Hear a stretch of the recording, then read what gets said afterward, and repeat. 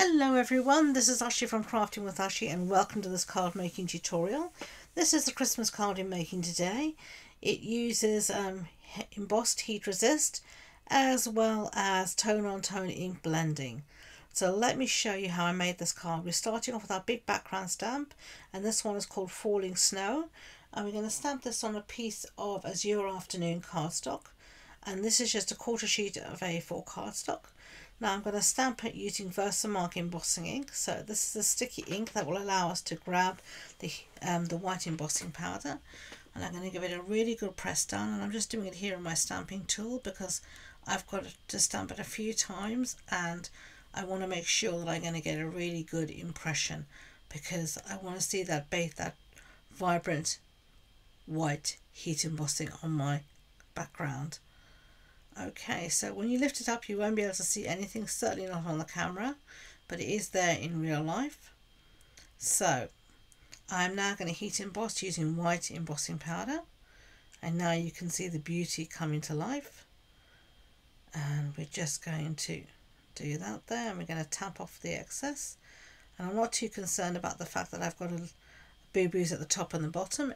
If there is any powder anywhere you don't want it to be, just use a small little paintbrush and flick off the powder from where you don't want it to be. But we actually are going to cut down this piece of cardstock. That's why I left it a bit bigger, so that we would be able to cut down anything we weren't happy about. Okay, so set that aside, put my powder back in this little pot and close that up. Now while I've got my stamping tool out, we are going to just stamp our sentiment, and I'm just going to use a different tool because I want to make sure my other one is clean before I use it again. So the stamp set we're going to use is called More Wishes, and you can see here we're just putting down some powder on the background. This is just an embossing body, and this will just allow me to stamp and make sure that my embossing powder just sticks where I've got the ink and not everywhere else. Okay, so we've got Merry Christmas there. And now we're going to ink it up again using the Versamark sticky embossing ink.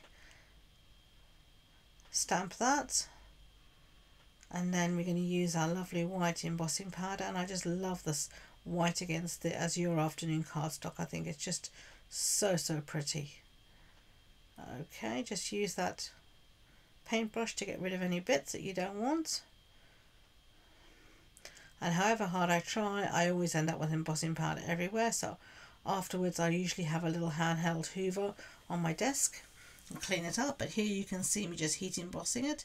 I normally take the heat tool away from my cardstock for about 30 seconds so it's good and hot, and then I'll bring it to my cardstock and I heat set all of that lovely embossing powder.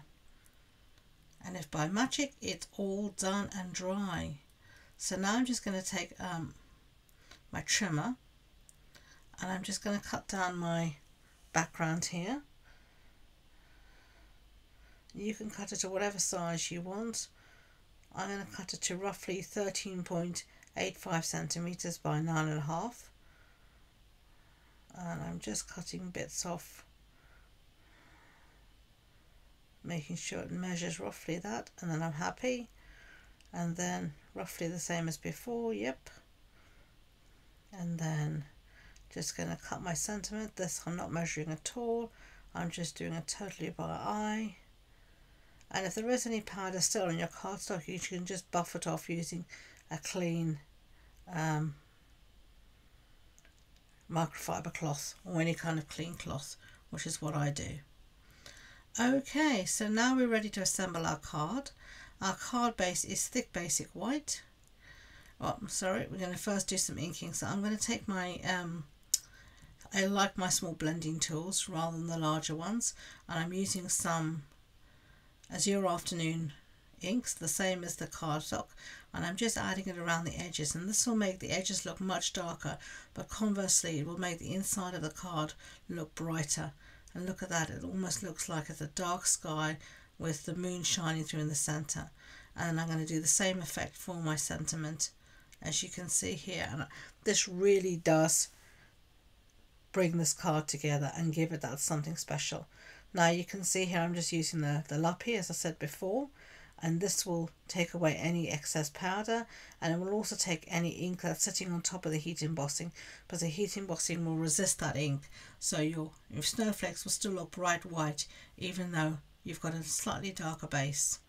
So now we are going to add this to our card base. Our card base is thick basic white. This is standard A6 card base. That's an A4 sheet cut in half and then folded in half. And I'm just going to stick one to the other like that.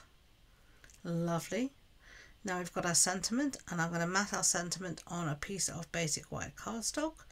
And this is just a scrap that you can see I've used for something else. And I just put it down, and I just cut that out using my scissors. I don't use my trimmer or anything fancy. I'm just going to use my scissors. I find a scissors with a longer blade really makes a difference to getting things as straight as possible. Okay, so now I'm going to use some dimensionals on the back of our sentiment, and I'm just using the edges of my dimensionals, which I love for this kind of thing. Edges of your dimensionals are good dimensions, so don't ignore them. It's all good dimensionals, so don't waste them. Okay, and there we go. So give that a press down so everything sticks nicely. Take the backings off, and then we're just going to put this on our card. And this is also a great way to cover up any boo-boos that are on the back of your card. You just cover it with your sentiment. Lovely. Okay, so there you go. Now we just got some finishing touches. You could either use some rhinestones or some of these adhesive backed metallic gems. I'm using the gems. So if you are enjoying this video, please don't forget to give it a thumbs up and hit that subscription button. And if you, as I said, if you want more information about the project, the supply list, the measurements, etc., it's all on the blog post on my website, and you'll find the link to that in the description box below. So thank you again, and until next time, enjoy being creative. Bye.